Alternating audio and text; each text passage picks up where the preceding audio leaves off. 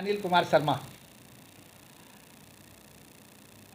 विगत 1985 में मैंने कांग्रेस पार्टी की सदस्यता ली थी और अभी लगभग 39 साल हो रहा है। यदा कदा मैं पार्टी के कार्यकलापों के बारे में अपनी बातें कहता रहा हूँ। कभी उसका असर हुआ है, कभी कभी उसका असर नहीं भी होता है। उन बातों में एक बात बहुत प्रमुखता से रही है कि मैं 1998 में जब से राष्ट्रीय जनता दल के साथ कांग्रेस पार्टी का गठबंधन हुआ था, उस समय से उस गठबंधन के मैं विरोधी रहा हूँ। उस समय आदरणीय सीताराम केसरी जी राष्ट्रीय अध्यक्ष थे। यद्यपि संयुक्त बिहार में 21 सीटें कांग्रेस को मिली थी, मगर उस समय भी उम्मीदवारों का चयन लालू जी की मर्जी से ही हुआ था और उसका रिजल्ट ये हुआ था कि बिहार में सत्ता का पर्याय बन चुकी पार्टी वोटकटवा पार्टी के रूप में जानी जाने लगी थी। पूरे प्रदेश में इसी तरह की बात लोग करने लगे थे और उसके बाद 99 और लगातार। लेकिन मैं इस बात का बराबर प्रतिकार करता रहा कि राष्ट्रीय जनता दल के साथ जो गठबंधन है वह कांग्रेस के लिए आत्मघाती है। मैं मानता हूं, कांग्रेस में हूं और अलायंस का तो मैंने विरोध किया, लेकिन फिर भी मैं साथ था। और कांग्रेस पार्टी बिहार में राष्ट्रीय जनता दल का साथ देकर, खास तौर से तब जब राबड़ी देवी जी की सरकार के दौरान मगध प्रक्षेत्र में नरसंहारों का दौर चल रहा था, चारों तरफ हाहाकार था और खुद हमारी पार्टी की राष्ट्रीय अध्यक्षा सोनिया जी ने उस समय खुद कहा था कि लॉ एंड ऑर्डर खत्म हो गया, यहाँ प्रेसिडेंट रूल लगना चाहिए। मगर उसके बाद कांग्रेस ने ही उनके नेतृत्व में, उनके दिशा निर्देशन में प्रेसिडेंट रूल का विरोध किया और फिर बिहार में क्या स्थिति बनी वो किसी से छुपा हुआ नहीं है। ये सच है कि हम साथ रहें न रहें, आम जनता ने उस समय जितनी फिरौती से लेकर, गुंडागर्दी से लेकर, लूट से लेकर क्या क्या नहीं होता था, तो लोगों ने निश्चित रूप से उस सरकार को जंगल राज का नाम दिया था। और हम कांग्रेस के लोग जो स्वच्छ प्रशासन देने की बात करते रहे थे, हम उसका साथ देते रहे। कहा जाता है कि कोई क्राइम करता है वह तो दोषी है ही, लेकिन जो उसको सपोर्ट करता है वह भी उतना ही दोषी है। तो मैं मानता हूं कि बिहार में उस जंगल राज को बनाए रखने के लिए कांग्रेस ने भी अक्षम अपराध किया है, अक्षम अपराध किया है। कांग्रेस उसके बाद इसलिए बिहार में नहीं पनप पा रही है, उठ पा रही है कि जिस तरह से मैं समझता हूं कि काश कांग्रेस का नेतृत्व जिस तरह से 84 के दंगों में कांग्रेस की विवादित संलिप्तता के बाद कांग्रेस नेतृत्व ने पंजाब के लोगों से क्षमा याचना किया था। काश कांग्रेस का नेतृत्व और ख़ास तौर से सोनिया गांधी जी, जिनके समय में हमने समर्थन देना शुरू किया था, सोनिया जी भी बिहार के लोगों के से उस जंगल राज के लिए क्षमा याचना की होती कि भाई सचमुच हमसे गलती हो गई, जिसके कारण लालू राबड़ी का राज परपिचुएट किया और बिहार के लोग तबाह होते रहे 2005 तक। अगर काश एक बार क्षमा याचना बिहार की जनता से कर लिया गया होता तो बिहार में कांग्रेस की स्थिति बेहतर जरूर होती, क्योंकि जनता कांग्रेस को पसंद करती थी। मगर ऐसा नहीं हुआ और मैं कहता हूँ ऐसा इसलिए नहीं हुआ कि वैसे सोनिया जी के नेतृत्व में 2014 में 2004 में सरकार बनी, 2009 में भी सरकार बनी, लेकिन मेरी जितनी राजनीतिक समझ है उस समझ के अनुसार सचमुच कांग्रेस के लंबे इतिहास में सोनिया जी और राहुल जी के समय में सबसे कमज़ोर, समझौतावादी और अवसरवादी नेतृत्व रहा है। समझौतावादी इसलिए कि अगर हम कहते हैं कि आप गलत हैं और आपके साथ फिर हम गलबहियाँ लगते हैं तो समझौता तो इसी को कहा जाता है। अवसरवादिता भी इसी को कहा जाता है कि हम आपको मानते हैं कि आप गलत हैं और फिर आपके साथ हम अंडरस्टैंडिंग करते हैं, तो लाजमी तौर पर अवसर बाध्यता है। सबको पता है, देश के लोगों को, कि राहुल गांधी जी एक स्वच्छ छवि के नेता की छवि बनाने के लिए, आपको याद है, अध्यादेश फाड़े थे और चारों तरफ सराहना हुई थी कि राहुल जी कोई नई राजनीति, बेहतर राजनीति देश में करना चाहते हैं।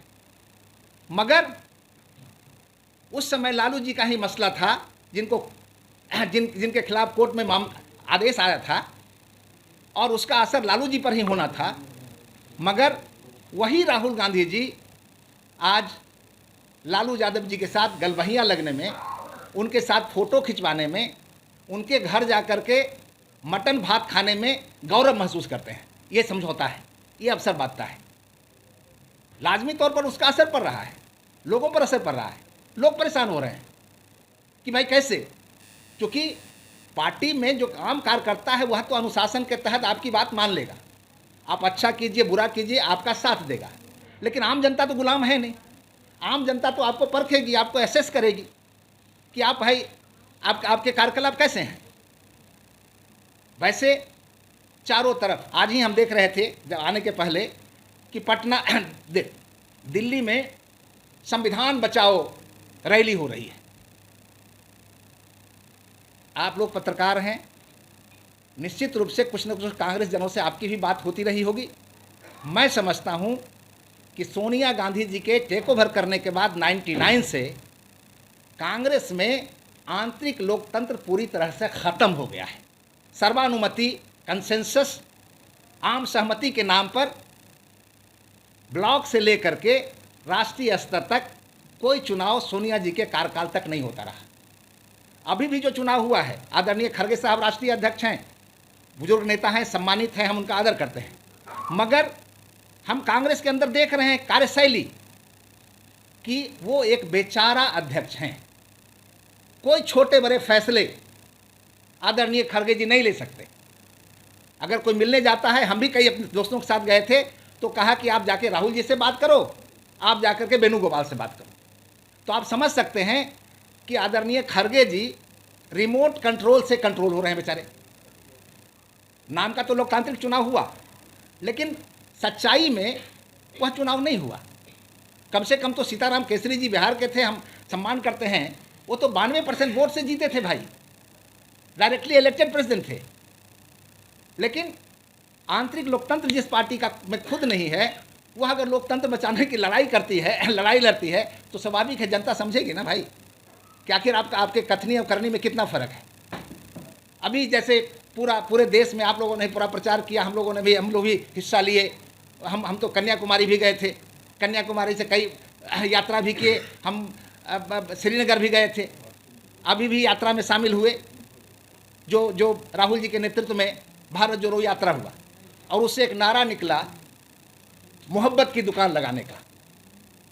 मैं समझता हूं कि सचमुच अगर राहुल गांधी जी मोहब्बत की दुकान का असर देखना चाहते थे और उससे जनता को लाभान्वित करना चाहते थे या चाहते हैं, तो राहुल गांधी जी को जम्मू कश्मीर, जहां आतंक की प्रकाष्ठा है, जहां एक समुदाय सिर्फ और सिर्फ घृणा की राजनीति करता है, नफरत की राजनीति करता है, सोच रखता है, वहां जाकर राहुल गांधी जी को मोहब्बत की दुकान लगानी चाहिए। अगर एक साल भी कोई आतंकी गतिविधि न हो, किसी की हत्या नहीं हो, तो मुझे लगता है कि सिर्फ एक स्टेट में मोहब्बत की दुकान का माल बेचने से राहुल जी को नोबेल प्राइज मिल सकता है। नोबेल प्राइज राहुल जी को मिल सकता है भाई, इसी मोहब्बत की दुकान से। लेकिन सड़क पर कहने से मोहब्बत की दुकान का तो कोई असर दिखना चाहिए ना। जैसे अभी मणिपुर से शुरू हुआ, तो हमको तो लगता है मणिपुर से बंबई जाने के बजाय राहुल जी को मणिपुर में कैंप करना चाहिए था। दोनों कम्युनिटी में जिसमें झगड़े हैं, उसके बीच में अपनी मोहब्बत की दुकान लगानी चाहिए थी। मोहब्बत की दुकान का मतलब है उसको विन ओवर करना, उसका विश्वास जीतना, उसको एक दूसरे के प्रति मोहब्बत पैदा करना और जोड़ना। वह तो हुआ नहीं। तो मैं देख रहा हूँ कि देश में भी और बिहार में तो जो स्थिति हो गई है सो किसी से छुपा हुआ नहीं। बिहार में मैं समझता हूँ कि एक परमानेंट सेटलमेंट कांग्रेस और आरजेडी के साथ हो गया है। जब तक के लालू जी और सोनिया जी का जीवन रहेगा और जब तक के राहुल जी और तेजस्वी यादव का जीवन रहेगा, तब तक के बिहार में कहीं से आरजेडी और कांग्रेस का गठबंधन टूट नहीं सकता है। बिल्कुल डिपेंडेंट हो गई है कांग्रेस राष्ट्रीय जनता दल पर, और जो प्रदेश के लिए बड़ा घातक है। मैं समझता हूं कि अगर सचमुच 2019 के चुनाव में राष्ट्रीय जनता दल को 2, 4, 5 एमपी जीत गया होता तो 2020 में निश्चित रूप से जंगल राज की वापसी हो जाती। और अगर इस चुनाव में भी महागठबंधन की अगर 2, 4, 5, 10 सीटें आ गई तो कुछ और उसका रिजल्ट हो या नहीं हो, केंद्र में सरकार बने या न बने, लेकिन बिहार में निश्चित रूप से तेजस्वी यादव के नेतृत्व में जंगल राज की वापसी होगी। और क्या रिजल्ट आने वाला है? तो ये जो चल रहा है स्वाभाविक है।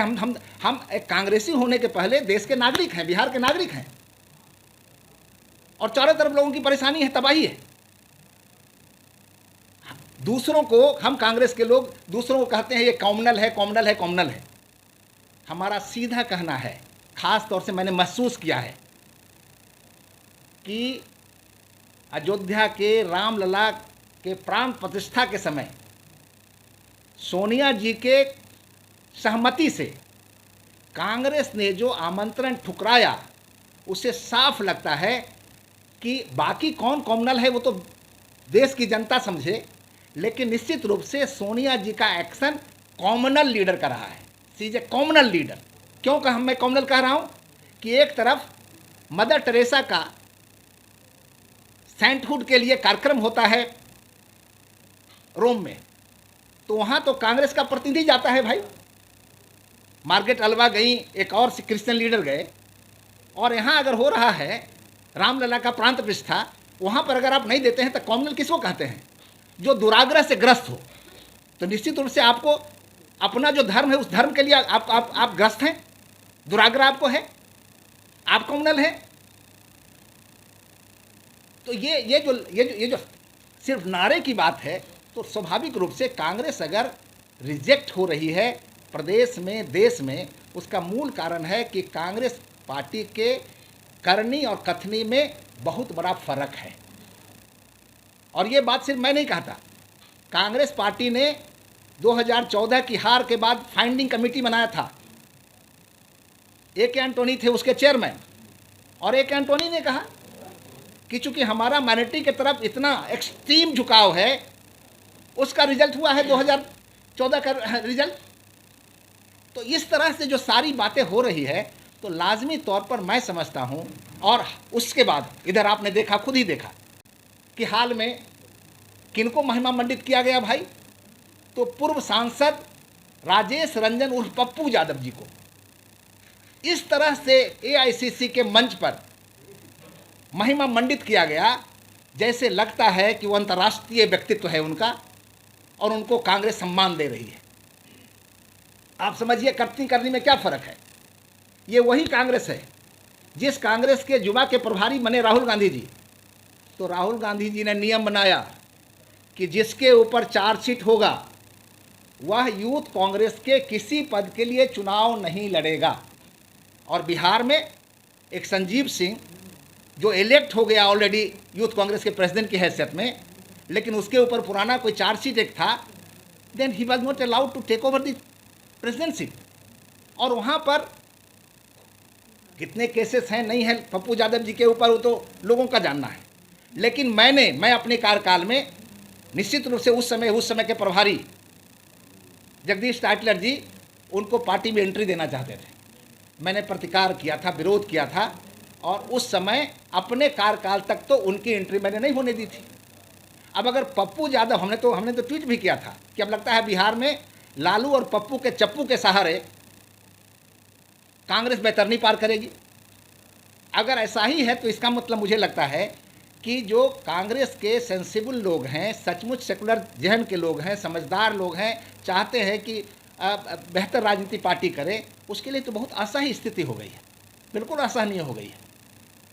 और इसीलिए मैंने आप लोगों को बुलाया कि सचमुच एक सामाजिक कार्यकर्ता होने के नाते, राजनीतिक कार्यकर्ता होने के नाते जो मैं महसूस करता हूँ वो बात आपके माध्यम से मैं लोगों के बीच में पहुँचाऊँ, जो जो जो रियलिटी है, जो सच्चाई है।